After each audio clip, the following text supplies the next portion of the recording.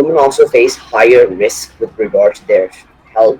Inadequate and poor nutrition, coupled with the lack of access to primary health care, are major contributors to India's high rates of female mortality.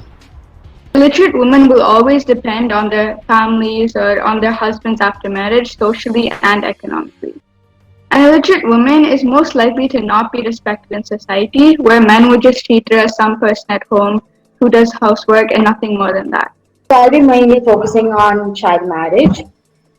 So India is a child marriage rate of about 1.5 million girls per year, which an absolute rate comes to 50,648,000 girls who get married before they're 18 or even before 15. I just wanted to talk about why the magnitude of this issue is high. Number one, because of abuse. This ranges from domestic violence, from brutal beatings, emotional torture, withholding of money, and throwing them out of the house. Number two, deaths and suicides. Often women are murdered by their husband and their own family because she can't give the amount asked for, or the women's suicides due to humiliation.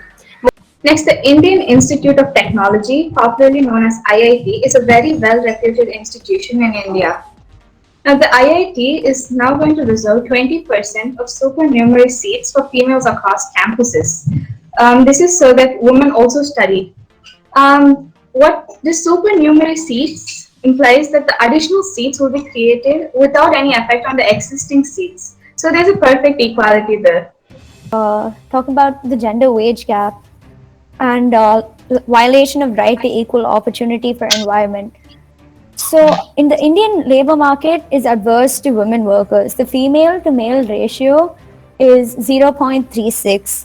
The participation of women is limited both in large scale and technology based industries as well as small scale. Statistics show that women hold only 15% of the senior management posts, and the average gender wage gap is almost as high as 67%. I'm gonna say something about history in Poland, especially in 60s and 70s years, because we live in the country that for many years tried to make everyone equal. So we had nothing. Our grandparents and parents tried to make up for years equality. We had to fight for our independence. Some regions were less developed and people were more poor. Unfortunately, nowadays also we can see inequality and different attitude to people who don't have as much money as others.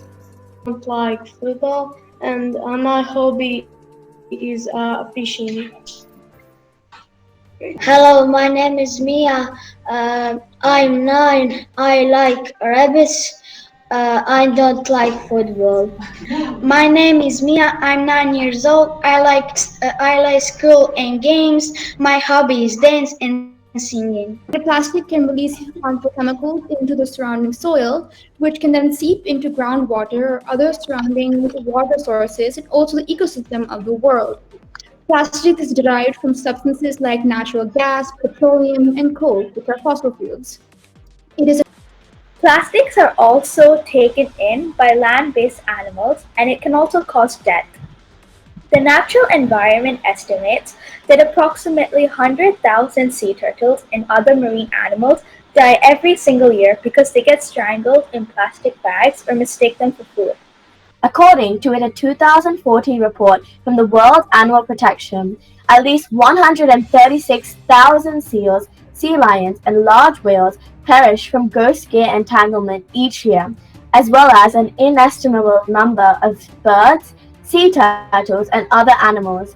Chlorinated plastic gives out harmful chemicals into the bordering soil, which can then infiltrate into groundwater or other surrounding water sources, and also the ecosystem. We can use particular microorganisms to create building materials, break down plastic quicker than ever seen by releasing enzymes which break chemical bonds between plastic molecules. This is even more long-lasting than asphalt, uses lower time to install, and needs less hardware, reducing the carbon footprint. There is a colossal amount of pressure on the new generation to solve this crisis at hand. We must coerce the leaders and politicians as well to believe this is a gargantuan issue. Thank you.